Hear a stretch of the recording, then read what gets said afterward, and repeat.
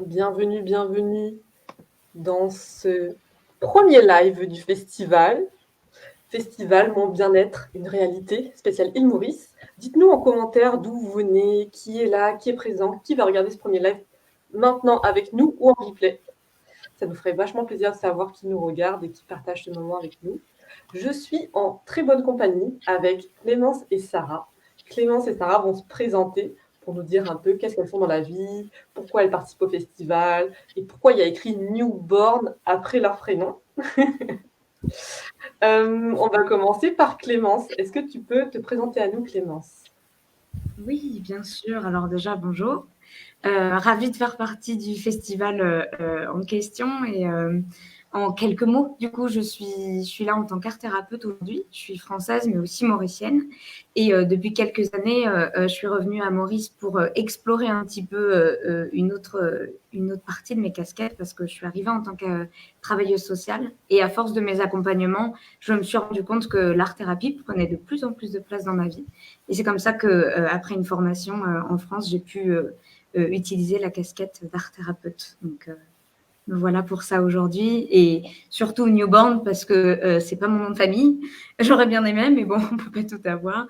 C'est le centre thérapeutique que j'ai rejoint il y a quelques mois maintenant et qui propose justement l'art-thérapie comme une forme de thérapie alternative pour accompagner les personnes en souffrance ou simplement qui ont des problématiques. Top. Sarah, est-ce que tu peux te présenter à nous brièvement? Alors, bonjour à tous. Donc, moi aussi, super heureuse de participer au festival en tant que moi et en tant que membre de Newborn aussi.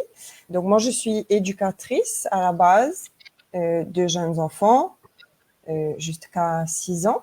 J'ai étudié plusieurs méthodes d'éducation, principalement la méthode Montessori.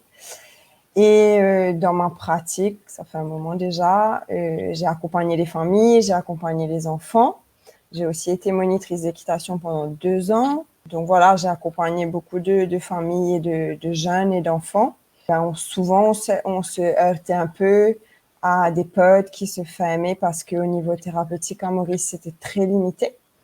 Donc, j'ai commencé à me pencher sur les thérapies alternatives. J'ai découvert la thérapie, j'ai découvert plein de thérapies et plus récemment la médiation animale. Donc, je suis en train de me former actuellement en médiation animale pour utiliser cette nouvelle forme de thérapie avec les enfants principalement, mais j'espère après ouvrir ma pratique. Les enfants pour le moment parce que c'est mon métier à la base, mais je vais ouvrir ma pratique petit à petit. Donc voilà. Newborn, j'ai été parachutée dans le projet très vite. En fait, j'œuvre un peu dans des ONG et on cherchait de l'aide pour accompagner les bénéficiaires des différentes ONG. Et j'ai découvert le projet Newborn comme ça et je suis rentrée dedans. Pour ce live, le sujet, c'est la créativité comme premier pas vers le bien-être. Donc, pourquoi vous avez choisi ce sujet? Pourquoi ça vous parle? L'art-thérapie, on a une petite idée de pourquoi la créativité, ça parle à Clémence. Mais Sarah aussi, c'est intéressant de voir pourquoi toi, ça t'intéresse. Est-ce que Clémence, tu peux commencer à nous dire comment la créativité t'aide dans ton bien-être et dans le bien-être en général? Bien sûr, déjà, reprendre la base, effectivement, art-thérapie, quand on parle d'art-thérapie, on entend le mot art, et par créativité, on fait un lien assez facile.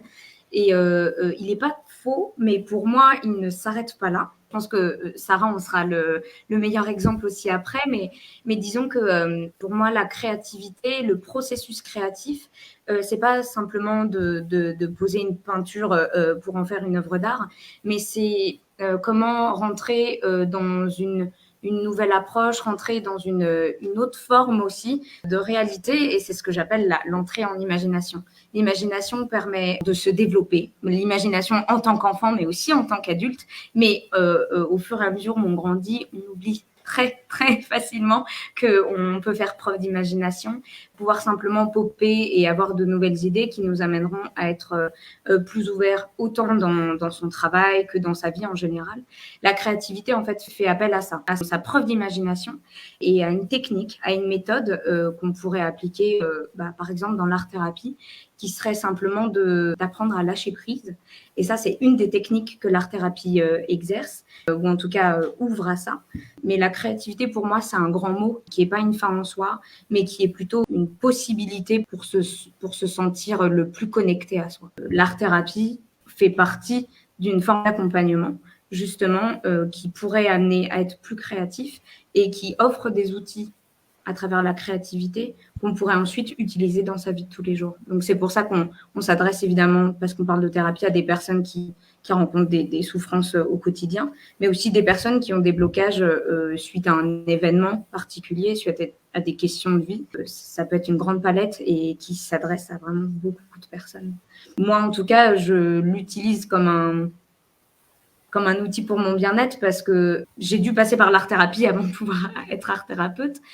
Moi, étant comédienne, j'ai dû aussi me détacher de la technique que j'ai apprise pour être professionnelle comédienne et simplement épurer au maximum pour retrouver le point central du théâtre, par exemple. C'est simplement être spontané, improviser. Et je crois que c'est là la clé de la créativité, c'est trouver une autre façon, une autre technique pour toucher la spontanéité et le lâcher prise. C'est intéressant du coup que tu associes la créativité à l'imagination, quelque part un peu le mode enfant qui est émerveillé, qui imagine et rêve, et aussi le lâcher prise. Du coup, il y a vraiment ces deux versants qui font. Ouais. Dites-nous en commentaire, est-ce que vous, le lâcher prise, c'est quelque chose que vous connaissez, que vous arrivez à faire, ou est-ce que vous êtes encore un peu dans le contrôle, etc. C'est vrai que j'ai envie de creuser un peu plus l'art-thérapie. Pour quelqu'un qui ne connaît pas, c'est vrai qu'on peut se dire, c'est quoi? C'est genre, je vais peindre et je vais me relaxer grâce à ça. Mais c'est pas juste ça, en fait. Non, c'est clair que non. Moi, par exemple, mon médium, déjà, par mes diverses casquettes, c'était clair que le théâtre, c'était le médium artistique le plus proche de ce que je pouvais faire. Pour beaucoup, on va mettre art-thérapie, peinture au dessin. C'est une possibilité, mais il y a tellement de médiums artistiques possibles pour accompagner. Et pour moi, le médium artistique est une excuse pour simplement rentrer dans un processus créatif, mais aussi thérapeutique. Parce que quand on parle de thérapie, on parle avant tout de rencontre avec un professionnel, avec un thérapeute. Parce que clairement, l'art-thérapie n'existe pas s'il n'y a pas de thérapeute, ça c'est clair et net. Comme la créativité, l'art n'est pas forcément une fin en soi non plus. Forcément, ça parlera peut-être plus à certaines personnes que d'autres. Moi, ça va être le théâtre, mais ça va être aussi l'expression corporelle, et puis un peu de peinture. J'avoue que je mets de la peinture et du dessin dans mon accompagnement, mais pas que. Ce que j'essaye de faire, c'est d'enlever certains codes dans lesquels on a été amené pendant longtemps. Par exemple, en grandissant, forcément, on apprend à être réaliste, plus terre à terre. Il y a des choses qu'on se permet moins aussi que quand on était enfant, ce qui est normal, on a besoin d'un cadre. Tout en étant cadré durant une séance, c'est la possibilité de se donner la permission d'être peut-être dans une nouvelle réalité, de pas forcément utiliser les mêmes codes qu'on a à l'extérieur, pas être aussi formel que ce qu'on a l'habitude d'être à l'extérieur. Et c'est en ça qu'on touche à l'imagination, parce que on retrouve un peu une âme d'enfant dans un sens. Quand je parle d'âme d'enfant, c'est pas, on ne devient pas, on retrouve pas ses 5 ans d'un coup. On retrouve cette même énergie et cette même envie du coup d'aller explorer plein de choses qui n'ont pas forcément du sens, mais qui font du bien. Et c'est en ça où on lâche prise. Si on se laisse porter par la séance et si la rencontre avec le thérapeute se passe bien aussi. Donc pour moi, c'est un grand ensemble tout ça. J'ai carrément l'impression que c'est une expérience à vivre en fait. Je peux témoigner aussi du coup en tant que participante parce que je suis passée vers la thérapie et c'est ce qui m'a permis de redécouvrir ma créativité. C'est pour ça que le sujet me parlait aussi parce que la créativité, c'est quelque chose qu'on explore énormément avec les petits. C'est totalement naturel et spontané chez les enfants jusqu'à 6-8 ans à peu près. Et après, il y a le moment où ils commencent à avoir des retours sur ce qu'ils sont en train de faire. Et c'est là où la vision du monde par les adultes va venir influencer leur créativité, va venir influencer leur imaginaire. Et où quand ils vont être dans la création, ou quand on va commencer à être dans la création, on va tout de suite penser au produit final. Qu'est-ce que ça va donner, à quoi ça va ressembler quand on est dans l'art plastique, bien sûr, ou même en spectacle, ou en danse, ou peu importe. Qu'est-ce que ça va donner à la fin comme produit final? Quel va être le regard des gens sur ce que j'aurai produit? Finalement, on est complètement bloqué sur le jugement des autres par rapport à ce qu'on aura créé. et on paie cette spontanéité dans notre créativité en grandissant. Et moi, j'ai longtemps cru que je n'étais pas créative jusqu'à ma rencontre avec une thérapeute qui va intervenir dans le festival aussi, c'est Joanne, qui m'a appris à redécouvrir cette créativité qui était en moi et me rendre compte que j'étais ultra créative dans ma vie quotidienne, mais que je donnais pas d'importance à cette créativité. Et j'étais dans le mental, en fait, dans le mental de « OK, je suis en train de créer ça, mais ça va donner quoi à la fin ?» Je crée des ateliers pour les enfants, des activités, des programmes, enfin plein de choses. On a des idées tout le temps. En plus, avec les petits, il faut être créatif parce que ça se passe jamais comme on avait prévu. Il faut tout le temps pouvoir rebondir. Et je voyais plus ça comme de la créativité. Je voyais ça comme mon métier, en fait. Et j'associais ça complètement au mental et plus à mon univers créatif. Donc, grâce à la thérapie, j'ai réussi à redécouvrir ça et à me rendre compte que c'est pas parce que je sais pas faire un tableau magnifique avec de la peinture ou dessiner super bien avec des feutres que je suis pas créative et qu'il n'y a pas de créativité dans ma vie.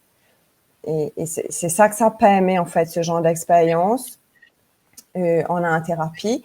Et ça m'a permis de réaliser aussi que du coup, avec les animaux, j'étais hyper créative aussi, vu que j'ai été monitrice d'équitation pendant 2 ans et puis j'ai toujours eu plein d'animaux chez moi.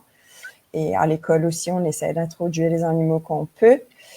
Et ben, on crée en fait des ateliers et on est créatif là aussi. Et du coup, l'avantage avec les animaux, c'est qu'il n'y a pas de jugement. Parce que l'animal, il vous juge pas, mais il vous prend comme vous êtes. Et finalement, il sert un peu de miroir et il nous renvoie à nos émotions, il nous renvoie à ce qu'on est en train de faire. Et ça nous permet de nous libérer par rapport à tout ça et de prendre du plaisir, en fait, finalement. C'est ça le plus important quand on est dans le processus créatif, c'est d'oublier le produit fini, de se dire que le produit fini ne compte pas, n'est pas important. Et c'est le processus qui est important et qui nous permet de retrouver un équilibre intérieur entre le mental, le corps et les émotions. Et à travers le processus créatif, on arrive à retrouver un équilibre entre ces 3 parties-là. Mais je me permets de rebondir justement parce que ça me fait réagir, Sarah. Il y a un truc que tu as dit sur justement le processus et le produit fini. Il y a une phrase que j'ai sortie à une patiente récemment. C'est un dicton tellement commun mais qui est tellement vrai, c'est que c'est pas le résultat qui compte, c'est le chemin pour y arriver. Et pour moi, l'art-thérapie, c'est complètement ça. Parce que, en tout cas, en séance, moi, j'explique que tout ce qui est produit, parce que quand on fait de l'expression corporelle ou du théâtre, c'est facile, c'est complètement éphémère et c'est pas cristallisé sur le moment, sur une feuille ou quoi que ce soit, c'est dans l'air et ça part. Mais par contre, quand on est à faire de la peinture ou du dessin, on est amené à devoir créer sur du papier. Alors parfois c'est avec des objets éphémères, je peux utiliser du sable, des matières qui ne restent pas, mais quand c'est de la peinture ou du dessin, c'est posé. Et dans la logique commune, c'est que ce qu'on crée, en général en séance, on le ramène avec nous. Je mets un point d'honneur à ce que, on me l'a appris, mais je l'entends tellement, à ce que ce qui reste en séance et n'est pas amené à être exposé. Je n'irai pas le placarder sur les murs comme pour un cours de peinture. On voit l'évolution de la technique de la personne parce que on n'est pas justement dans une démarche de technicité, on est dans une démarche d'expression de soi, donc d'expressivité. Et ce qu'on est en venant en séance aujourd'hui, on sera peut-être complètement différent demain. Et voir une œuvre de soi ou une représentation de ce qu'on a fait, d'une humeur dans laquelle on était ou d'une émotion ou alors quelque chose qui peut nous renvoyer un truc assez fort, on n'est peut-être pas prêt à le revivre encore dans une deuxième séance. Chaque séance est unique, chaque séance, on repart à zéro. Je trouve que c'est préserver déjà le moment, moi en tant que thérapeute avec le patient, mais c'est aussi préserver la personne de faire ça. L'aboutissement, c'est plus, ce sera le patient lui-même qui le verra, enfin le patient, le bénéficiaire qui le verra en sortant de la séance. C'est lui seul qui sera le seul juge de ce qu'il a en lui et de ce qu'il est capable de faire par la suite. On est là juste pour amener à ça. Et aussi dans ce que tu dis, Clémence, par rapport justement aux produits qui doivent disparaître. On ne peut pas disparaître, mais ne pas rester devant la personne parce que à travers les thérapies alternatives, on apprend à s'exprimer autrement que par le langage. Bon, même quand on fait du théâtre, c'est des sons, avec les animaux, c'est pareil. On apprend à s'exprimer avec le corps, avec la bouche, mais pas forcément avec des mots. C'est souvent des sons ou des odes qu'on peut donner en produisant des sons. Et en fait, ça permet de découvrir une nouvelle façon de s'exprimer, d'autres moyens de communiquer, d'autres moyens d'exprimer ce qu'on a en soi que par le langage et par les mots. Et ça peut être vraiment débloqué là où ça peut être coincé avec certaines personnes qui ont par exemple du mal à s'exprimer ou du mal à faire des phrases complètes ou qui ont très peu confiance en eux. Le fait de ne pas avoir à utiliser le langage, de ne pas avoir à mettre des mots, ça permet de se libérer autrement et du coup d'être hyper créatif dans ce qu'on est en train de faire parce qu'on découvre quelque chose de nouveau, c'est quelque chose qui n'est pas connu et on sait qu'on ne va pas être jugé ou se sentir bloqué à un moment donné parce qu'on ne trouve pas le bon mot. C'est vraiment dans l'expression du corps, dans l'expression des émotions, dans l'expression de l'âme et ça change tout. Priya, Marie-André, tous ceux qui nous regardent maintenant ou en replay, dites-nous, est-ce que vous pensez être créatif, créative? Est-ce que vous vous voyez comme quelqu'un de créatif ou de créative? Ça m'intéresse trop de savoir. On en a déjà parlé un peu, mais perception propre, vous, comment vous vous voyez? Et j'adore, j'ai envie de souligner, la créativité comme un repère aussi de notre peur du jugement extérieur. Quelque part, quelqu'un qui n'est pas créatif, ça se trouve, il l'est, mais c'est juste qu'il n'ose peut-être pas faire des trucs fifous pour pas brusquer les gens, pour pas qu'on le juge, pour pas qu'on le critique. Alors que quelqu'un qui est très créatif, artiste et qui va faire plein de choses bizarres, c'est que quelque part, il a moins peur du regard extérieur. Et en même temps, le deuxième truc que je voulais souligner, c'était la créativité, ça permet aussi de casser les limites et de vraiment de s'ouvrir à tout ce qui est possible et à sortir, comme tu disais, Sarah, des sons, des bruits, des gestes bizarres et de quelque part tester nos propres limites. On a un commentaire de Liliane. Non. On a des petits soucis de Marie-André qui dit « Je l'étais avant, mais en ce moment, je n'y arrive plus ». C'est une très belle jonction avec ma question suivante. Quelqu'un qui ne se considère pas créatif, qui ne s'autorise pas à être créatif. C'est quoi la première chose? C'est quoi le premier pas en fait? Comment il peut faire alors qu'il est bloqué dans sa créativité? Il se dit ben non, moi je suis quelqu'un de structuré, de carré, je ne suis pas quelqu'un de Clémence? Je crois qu'on y a un peu répondu déjà au fil de la conversation, mais c'est peut-être une pensée facile de dire ça, mais pour moi, tout le monde est créatif. Dans le quotidien, en cuisine, on peut être créatif, en étant manager même d'un McDo, on peut être créatif en sachant gérer une équipe et en sachant la remotiver. Enfin, déjà dans le gros quotidien, on peut dire que moi je mets tout le monde dans le même panier, mais quand on ressent un vrai blocage, déjà c'est qu'est-ce qu'on met derrière le mot créativité? Est-ce que, encore une fois, on l'affilie seulement à une catégorie de personnes? Les artistes en soi, c'est souvent ce qu'on retrouve, mais aussi les scientifiques quand ils font des super nouvelles découvertes.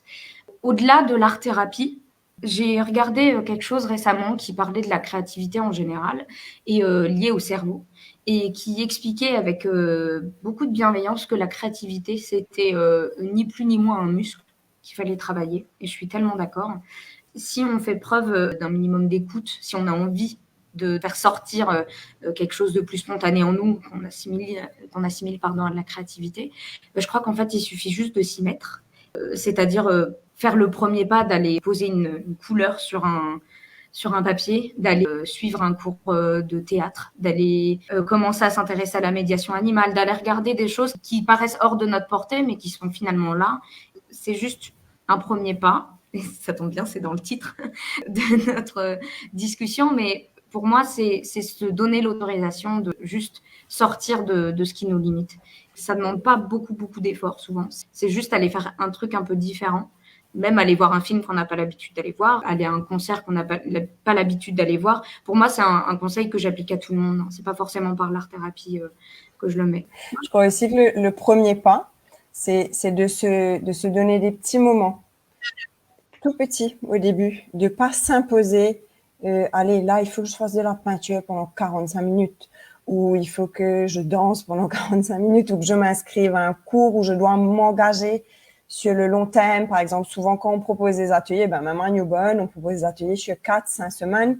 C'est vrai que ça peut paraître assez impressionnant, et ça demande un gros effort quand on est rentré dans un fonctionnement qui ne laisse plus de place vraiment à la créativité, même si c'est vrai que dans nos petites actions de tous les jours, on est créatif. Mais je comprends ce que la dame veut dire, c'est que vraiment le faire avec l'intention et surtout de se dire que ça va déclencher du bien-être derrière, parce que c'est quand même ça le but. Et vraiment de se donner des petits moments. C'est des petits moments dans la journée et d'essayer de toucher un peu à tout, de pas se focaliser sur certaines activités et aussi aller toucher à des choses qu'on ne connaissait pas. Moi, par exemple, dans mon parcours personnel, ce qui s'est passé, c'est qu'en allant découvrir des choses qui étaient très, très loin de moi, à la base, dans ma tête, comme la peinture, la sculpture, mosaïque, je sais pas, le papier mâché, enfin, des choses qui étaient très loin de moi à la base. C'est en allant là-bas, dedans, en allant chercher dedans, en allant toucher à plein de petites choses que j'ai découvert, oui, ça me procure beaucoup de plaisir. Ça me fait du bien, je me sens bien après, ça a un effet sur l'instant, ça a un effet après. Mais est-ce que j'ai envie de faire ça régulièrement dans mon quotidien, tout le temps? Enfin, je disais toutes les semaines ou quoi. Et la réponse était tout le temps non, non, non. Jusqu'à ce que finalement, je me rende compte que c'est ce que je faisais depuis petite avec les animaux qui me faisait le plus de bien. Et ça m'a permis de revenir dedans et de continuer à aller explorer des nouvelles pistes dans quelque chose qui était vraiment en moi depuis toute petite, mais que j'avais complètement mise de côté. Et c'est en allant toucher à des milieux artistiques qui je croyais me correspondaient pas, ça m'a permis de revenir à la source, en fait. Et le bien-être, à ce moment-là, est beaucoup plus ancré. Parce que c'est vrai que tous les moments de créativité que j'ai eus avec des médias différents m'ont procuré du plaisir sur l'instant. J'ai même fait du théâtre, alors que c'était le truc vraiment je me sentais vraiment très, très loin de ça. Ça m'a fait beaucoup de bien sur le moment, je pense, sur le long terme aussi, certainement. Mais je me suis rendu compte que c'était pas ça que je voulais faire longtemps. Donc, je crois que le premier pas, c'est vraiment de prendre des petits moments et d'aller découvrir, d'aller à la découverte de plein de choses différentes avant de choisir et de se dire, oui, là, vraiment, ça correspond à ma créativité, ça correspond à ce que j'ai envie d'explorer en profondeur et vraiment d'aller dedans après pour ressentir les bienfaits sur le long terme. Pour aller aussi un peu plus loin, je crois que l'idée derrière tout ça, c'est de faire ce qui est un peu hors de, on aime bien dire ce mot, hors de notre zone de confort, mais c'est surtout de ne pas se créer de frustration non plus, parce que comme tu le disais, là, faire des choses qui sont, c'est pas la peine de s'imposer 1 heure dans la semaine. Oui, il y a une discipline à avoir, une rigueur. Quand je parle de travailler son muscle de la créativité, c'est juste ne pas avoir peur de temps en temps de se remettre dedans. C'est pas la peine d'avoir une discipline de faire dans quelque chose dans laquelle on est censé se sentir bien. Le but, c'est juste d'éviter les frustrations et en explorant par petites touches, comme tu dis, Sarah, c'est là où on saura faire le tri entre ce qui nous amène à nous sentir mieux et ce qui n'est pas fait pour nous. Et par plusieurs chemins, on finit par mieux se retrouver aussi, mais ça peut prendre du temps. En tout cas, je pense qu'il n'y a pas d'attente irréelle à avoir non plus. Il faut accepter aussi que, comme pour toute chose, pour mieux apprendre à se connaître, il faut juste un peu de temps. C'est tout. Du coup, moi, je retiens s'autoriser à tester, se laisser vraiment l'opportunité, en fait, de toucher un peu à tout et voir ce qu'on aime ou ce qu'on n'aime pas, sortir de sa zone de confort. Et moi, j'ajouterais peut-être aussi s'inspirer. Moi, j'adore aller sur YouTube ou regarder des documentaires Netflix de bouffe. Et comme ça me donne envie de cuisiner. Sinon, j'ai grave la flemme, en fait. Mais en essayant de prendre l'inspiration à l'extérieur, ça me nourrit intérieurement et là, je peux faire quelque chose. Il y a Rachel qui nous a rejoint. Bonsoir Rachel. Et il y a Priya qui nous dit « Je ne suis pas artiste, mais j'essaie autant que je peux d'être créative dans mes décisions. J'ose et j'invente autant que je peux pour que la vie ne soit pas une routine. » Du coup, c'est une habitude pour mettre un peu de fun dans ta vie, de créer et d'être inventive. J'adore. Je me dis, quelqu'un qui nous regarde et qui est en bad mood, qui est en déprime, qui est pas bien, et ben, il va se dire: «Ah, c'est gentil d'être créatif, d'aller faire, de la mosaïque, de la peinture, mais moi j'ai pas envie, en fait, je suis dans le mal». Comment il peut justement reprendre contact avec sa créativité alors que ça va pas fort à l'intérieur? Je pense que dans les moments où on est vraiment, vraiment pas bien, on a besoin d'être accompagné. Ça ne peut pas se faire tout seul. On peut développer sa créativité seul. C'est possible.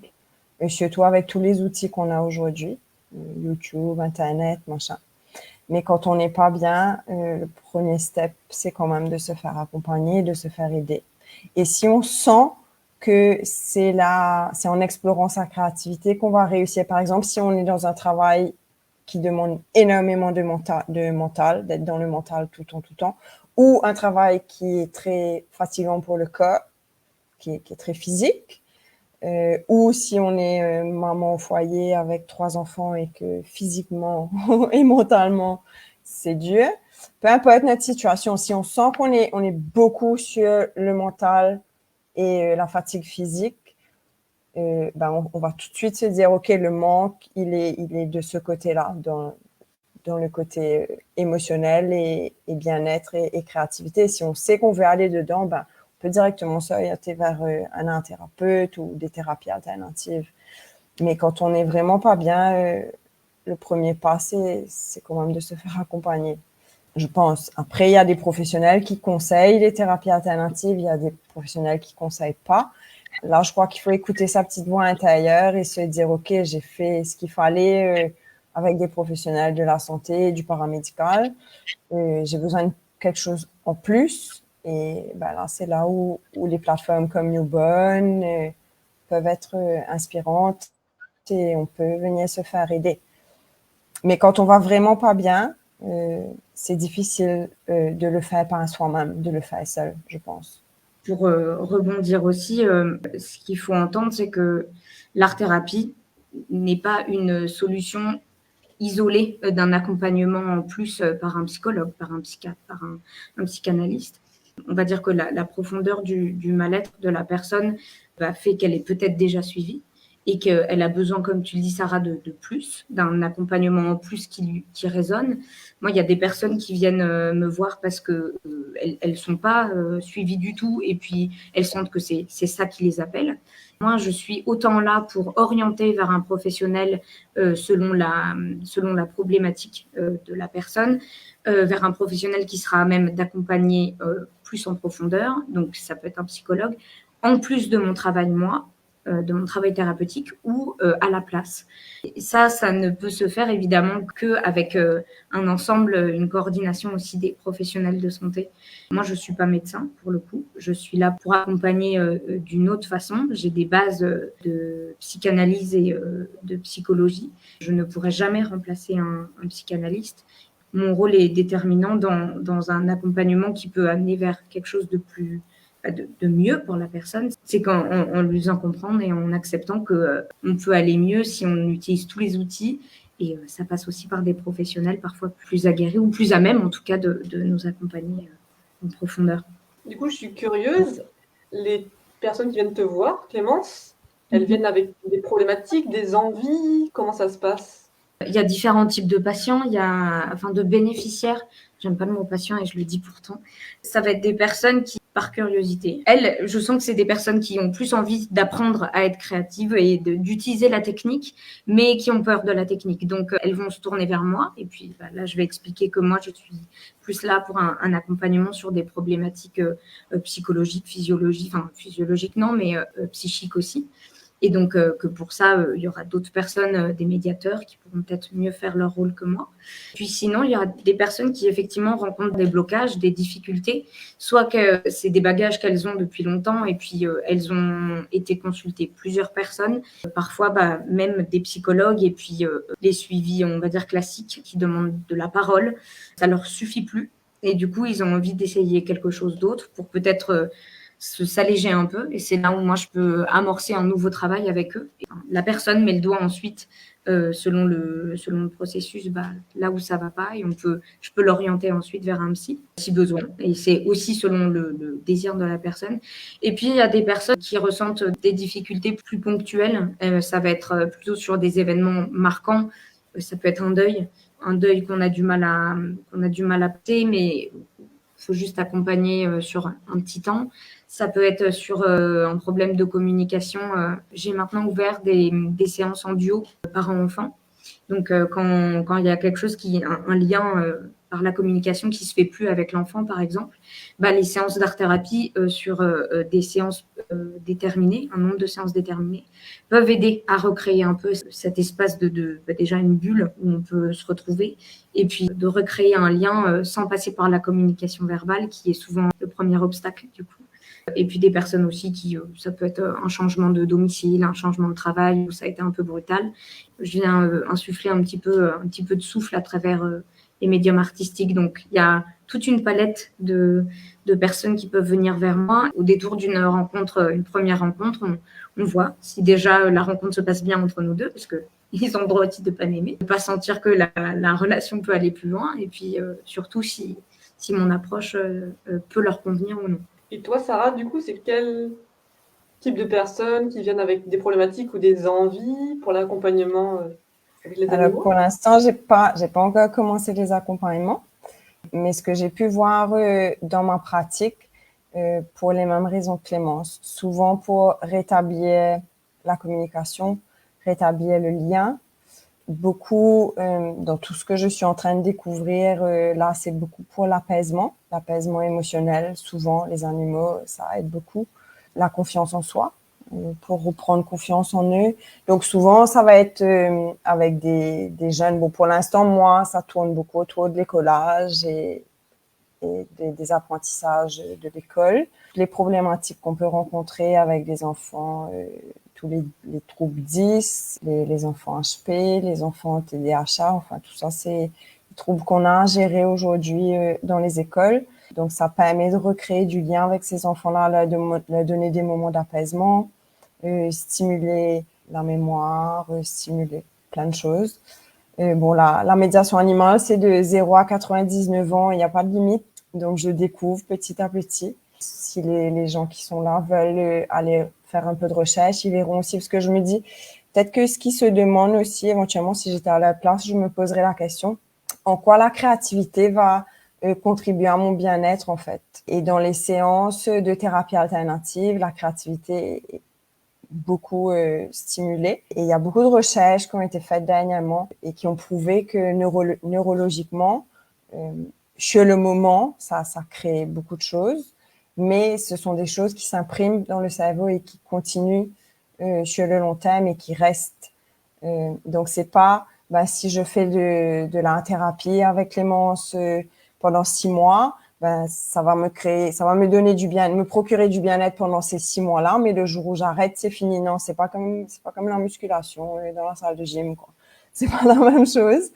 Ça va laisser une empreinte sur le cerveau et ça va laisser une empreinte dans notre état émotionnel, physique, qui va durer sur le long terme, en fait. Et c'est surtout ça qu'il faut que les gens comprennent, que c'est vraiment, ils sont en train d'investir dans leur avenir psychique, j'ai envie de dire. Je sais pas si c'est le bon mot. Psychologique, quoi, la bien-être. T'es en train de simplement aussi, je me permets de synthétiser, mais moi j'entends ça comme ça, c'est qu'en gros on leur donne des outils et des clés qui peuvent se saisir, dont ils peuvent se saisir ou non. Et au bout d'un moment, notre rôle n'est pas de rester à vie auprès de la personne. Ces outils-là, par contre, resteront. Je pense que quand on parle de créativité, de processus créatif aussi, c'est que à partir du moment où on a lancé la machine, comme disait la personne, je l'étais avant, mais en ce moment, j'y arrive plus. Mais elle a dit le bon mot, c'est qu'elle n'y arrive plus, pas j'y arriverai plus jamais. C'est que si ça existait un jour, ça peut se refaire. Il suffit d'être soit suffisamment accompagné, soit retrouver le mécanisme pour réappuyer sur le bouton. Et puis ensuite, ça, comme tu dis, ça nous poursuit et ça reste avec nous. Avec un thérapeute, c'est bien, mais même détaché de son thérapeute, c'est bien aussi. On va parler de créativité personnelle. Clémence, Sarah, qu'est-ce que vous faites dans votre quotidien ou ponctuellement ou peut-être une fois par an pour justement raviver cette créativité, pour la nourrir, pour la rebooster? Sarah? Vivre avec des animaux, déjà, ça booste la créativité. Donc, on peut se poser la question pourquoi. Parce on est tout le temps en train d'essayer de comprendre leurs besoins, et puis ils sont des miroirs, donc ils nous renvoient à nos émotions. Donc, on va réajuster notre posture. Donc, que ce soit physiquement ou émotionnellement, on est beaucoup stimulé en fait par les animaux. Donc, automatiquement, au niveau créatif, ça suit. Et puis, moi, mon métier, c'est les enfants, et de travailler avec des enfants, ça stimule la créativité énormément. Il faut juste prendre le temps de s'arrêter et de respirer un bon coup et d'analyser tout ce qu'on a fait et de se rendre compte en fait qu'on est ultra créatif sur sa journée. Après, moi, perso, je fais des ateliers avec des intervenants, que ce soit des artistes ou des thérapeutes. C'est quelque chose que je fais depuis un bon moment maintenant. Et je pense que c'est important. Enfin, moi, j'en ai besoin pour mon équilibre personnel. D'être stimulée par d'autres personnes aussi, j'ai vraiment besoin de ça. Enfin, comme on voit à Newborn, en fait, il y a des thérapeutes, mais il y a aussi des artistes ou des gens qui ont des compétences dans certains domaines qui nous permettent de nous stimuler régulièrement. Moi, personnellement, je m'inscris carrément parce que je suis ce style-là. Si je vais pas m'engager, m'inscrire, signer, une fois que j'ai signé, c'est bon, je sais que je vais m'y tenir, et je le fais assez régulièrement, ouais. Après, j'ai passé quelques années là, les dernières années, où j'ai été très, très active dans la découverte de tout ce qui pouvait exister, yoga, théâtre, création artistique. J'ai fait un peu de tout, et, et ça a créé un bien-être que je n'avais pas eu depuis très longtemps. Donc, je vais pas m'arrêter. Je vais continuer. Juste, précision, quand tu dis atelier d'artiste, ça veut dire quoi? Il y a des artistes qui proposent des ateliers sur 2-3 semaines. Venez découvrir, par exemple, dernièrement, j'ai fait des ateliers avec une peinture du chalk paint. Donc, découvrir cette peinture, qu'est-ce qu'on peut faire avec, créer des objets que je pourrais ramener chez moi ou pas. Si j'ai pas envie, je les mets à la poubelle quand j'ai fini. Je suis assez active sur les réseaux et tout, je surveille, et quand il y a des options, par exemple, il y a, j'ai oublié son nom, celle qui chante dans Patiatan, j'ai oublié son nom, la chanteuse de Patiatan, du groupe Patiatan. Sarasvati. Exactement, Sarasvati, elle a proposé à un moment donné des ateliers avec des tambours, ça s'appelle Femme Tambour. Ça, j'ai pas encore eu l'occasion de faire, donc j'ai une petite note la prochaine fois qu'elle va lancer les ateliers, je vais faire. Beaucoup des artistes mauriciens, bien sûr, essayer de veiller, de surveiller sur les réseaux quand il y a des opportunités. Et au début, je me mettais un truc en tête, je me disais, j'ai envie de faire un atelier, je dis n'importe quoi, de sculpture. Et là, je suis surveillée, et pendant des mois, et j'appelais les gens, et je disais, est-ce que tu connais un artiste qui ferait des ateliers de sculpture? Et là, tu te heurtes au fait qu'en Maurice, c'est super restreint, c'est petit, il n'y a pas beaucoup de gens. Et en fait, il faut pas se donner des objectifs comme ça. Il faut regarder ce qu'il y a, et se lancer, et vraiment se dire, j'essaye. Ça me coûte quoi, en fait, d'essayer? Donc, j'essaye, et si j'aime pas, je referai pas la prochaine fois. Mais c'est vraiment prendre ce qu'on peut trouver. Au lieu de chercher quelque chose de spécifique, vraiment prendre ce qui peut passer devant nous, et essayer. Top. Clémence? Redis-moi la question juste pour être sûre. Est-ce qu'on fait de créativité au quotidien, c'est ça? Ouais, au quotidien, périodiquement, annuellement. Qu'est-ce qui fait Ok. que vous nourrissez votre créativité? Ok. C'est clair que il faut la nourrir, juste parce que si nous-mêmes on n'est pas créatifs dans notre accompagnement, même sur l'idée même de comment on va cadrer notre séance, on ne pourra rien faire. Donc, mais c'est vrai que je me suis jamais vraiment posé la question, est-ce que je préserve ma créativité? Je crois que déjà, la première chose, c'est que j'observe beaucoup. J'ai développé ma curiosité au fur et à mesure. en voulant un peu sortir de ce que je connaissais que trop bien, surtout quand j'étais plus jeune. J'avais l'impression que si on me donnait pas l'autorisation d'aller tester telle chose ou d'aller explorer tel lieu, je pouvais pas, j'avais pas le droit. Et puis à partir du moment où je me suis autorisée à le faire et que j'allais pas attendre qu'on me dise juste oui. Déjà là, j'ai commencé à être beaucoup plus curieuse de ce qui m'entourait et j'ai compris très vite que cette curiosité nourrissait beaucoup ma créativité.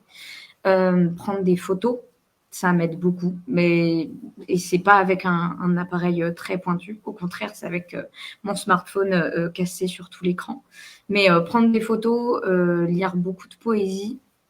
Et moi-même, je me fais des séances de peinture sans technique du tout, parce que je tiens à le dire, je ne suis pas artiste peintre. Et quoi qu'on en pense, je trouve que ça aide aussi dans l'accompagnement de l'art-thérapie. En tout cas, à travers ce médium-là, mais me créer des espaces à des moments dans quelques mois dans l'année où je me fais mes propres peintures libres. Et tout ça, ça m'aide parce que j'étais persuadée qu'à un moment, à force d'être dans le théâtre et de continuer ma pratique de comédienne, ça allait m'aider à être plus créative dans mon métier d'art-thérapeute, mais pas du tout. Au contraire, mon métier est une chose. En tant que comédienne, j'apprends de plus en plus de techniques. Il y a des méthodes qui se développent. C'est pas ça qui fera de moi une meilleure art-thérapeute. Je fais bien la distinction des deux et c'est vraiment dans mon quotidien, par ma curiosité et puis par les autorisations que je me donne, que je suis plus créative. Trop bien. Moi, je vais donner aussi quelques pistes que j'ai pour moi. Moi, c'est la musique. La musique me rend énormément créative en même temps. La danse, la musique. Bon, voilà, vous avez compris. Tout ce qui est respiration et surtout le brief work. Donc, brief work, c'est une technique spéciale de respiration rapide et ça te met un peu en transe. Du coup, ça me donne beaucoup, beaucoup d'idées. Et surtout, le plus gros point, que je pense que tout le monde devrait essayer, c'est juste ralentir en fait. Juste arrêter de faire, juste être dans l'être et la relaxation. Et là, bizarrement, les idées pop et arrivent et les envies font leur life. Du coup, si j'avais qu'un conseil déjà, ce serait ralentir. J'aimerais qu'on parle de Newborn un peu plus en détail. Du coup, vous en avez parlé un petit peu dans vos présentations. Mais qu'est-ce que c'est? Qu'est-ce que vous proposez? Ça sert à quoi? Qui peut venir? Où? Quand? Comment? Est-ce que vous pouvez nous en dire un peu plus? Newborn, c'est une compagnie à but non lucratif.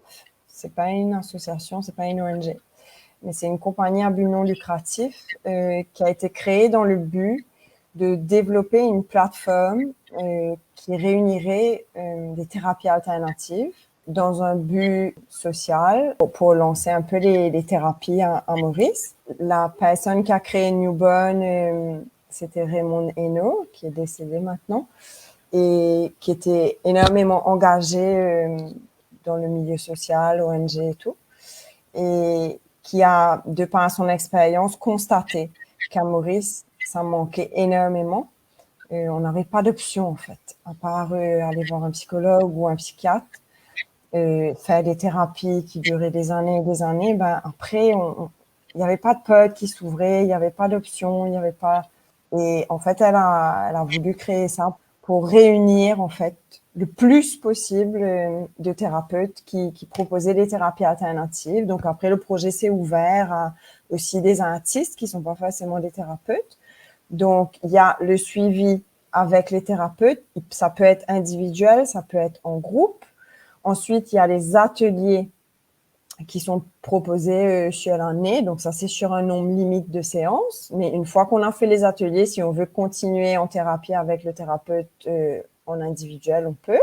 Ensuite, on travaille aussi avec des psychologues qui nous aident, qui nous ont aidés à structurer. Il faut se dire que Newborn, c'est tout nouveau. Donc, c'est encore en train de se construire. L'idée, c'est vraiment d'avoir une équipe pluridisciplinaire, en fait, qui permet de toucher un peu à tout et qui permet justement aux bénéficiaires de venir, de tester quelque chose. Et si ça ne lui va pas, ben, il essaie quelque chose d'autre. Et il est encadré par des professionnels qui sont là et qui vont le guider ou l'aider dans ses choix. Je rebondis, pardon, c'est un peu en décalé.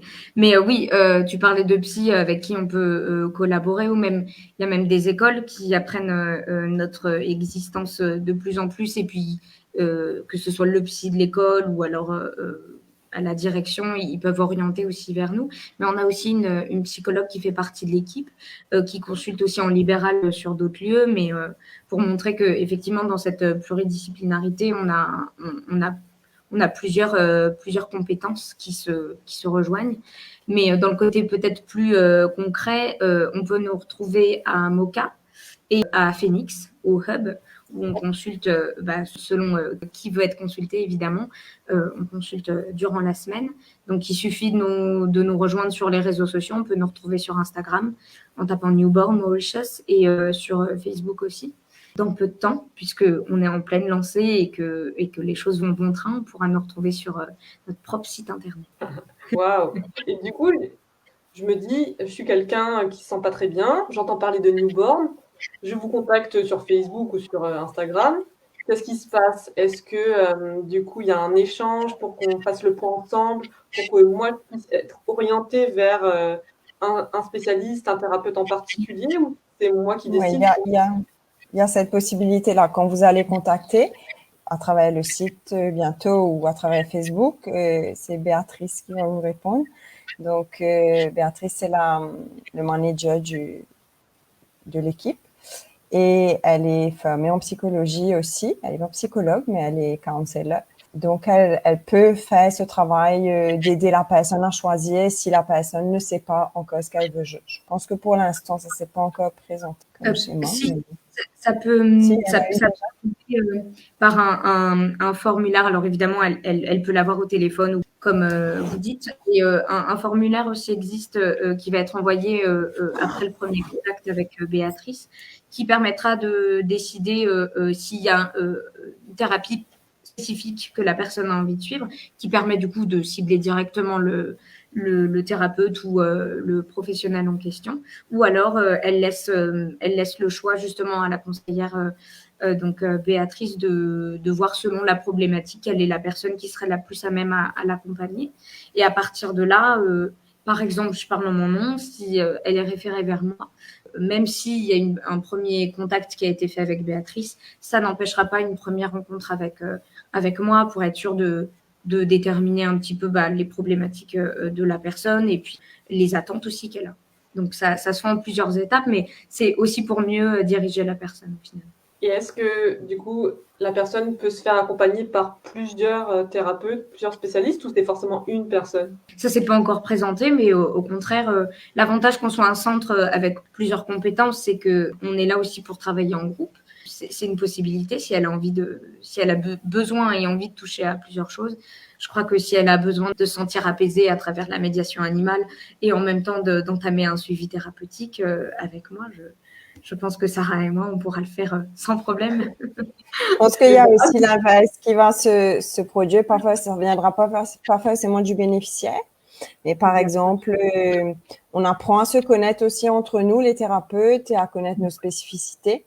Et si, par exemple, Clémence se retrouve avec un bénéficiaire qui, elle pense, à qui ça pourrait faire du bien de faire quelques sessions de médiation animale, ça peut se faire avec elle. On peut travailler en binôme, on peut travailler à 3 même. Donc, c'est l'avantage de faire partie de Newborn, c'est que vraiment, on peut conjuguer toutes nos compétences pour aider la personne au maximum. Il y a l'art-thérapie, la médiation animale, il y a quoi d'autre? Il y a du yoga, je crois. Oui. Il y a Aurélie qui fait du yoga. Alors, il y a Louise qui est OT, Occupational Therapist. En français, c'est ergo, mais elle n'aime pas quand on dit ça parce que ça correspond pas exactement, en fait. C'est entre ergothérapeute et psychomotricienne, on va dire. C'est un diplôme anglophone, donc ça s'appelle Occupational Therapist. Elle utilise beaucoup la nature, les animaux, les plantes, enfin planter. Elle a un petit jardin à Mocha là où elle consulte.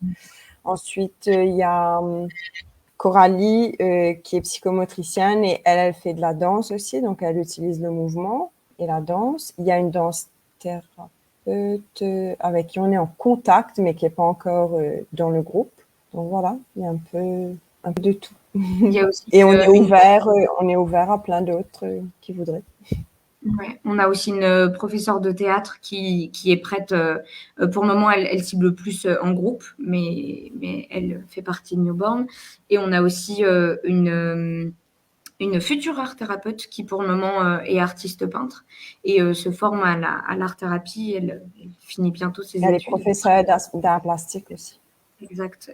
Pour le moment, elle propose par contre des sessions en groupe, puisque elle a quand même des bases par la psychologie. Donc, c'est plus de la médiation artistique, disons, mais ça tend un peu aussi vers notre approche. Super! Si vous avez envie de tester votre créativité, aller plus loin, lâcher prise, on a des ateliers qui sont pas mal. Je vais vous montrer ça à l'écran. Demain, 9 heures, danse exploration avec moi-même. On va danser, on va faire bouger, on va lâcher, on va arrêter de se juger. Dimanche, 9 heures yoga et un atelier d'art-thérapie, du coup, tisser du lien avec son enfant intérieur et ses propres enfants ou ses parents, dimanche à 10 heures. Et on finit avec la guidance de l'âme à 14h30 dimanche. Le planning est chargé pour ce week-end. On espère vous voir un peu partout, dans les lives, dans les ateliers, comme vous pouvez. Profitez-en, tout est gratuit. Les lives restent en replay pendant une semaine. Donc ce live-ci reste en replay jusqu'à dimanche prochain, si vous voulez le voir, le revoir du début. Les ateliers se font en visio, dans un salon Messenger, qui est dans le groupe Facebook, et il n'y a pas de replay. C'est que de l'expérience à vivre. Donc, il faudra se réveiller à 9 h le matin, ou un peu plus tard pour les autres, pour venir vivre l'expérience avec nous. Je vous remercie, Clémence, Sarah. Merci à toi. Dans le public, en commentaire, si ça vous a un peu reboosté, motivé à tester des choses, à oser, à s'autoriser, à aller voir un peu c'est quoi ma créativité à moi. On se dit à demain à partir de 9 h pour un atelier, un live, une table ronde. Belle soirée. Bonne soirée.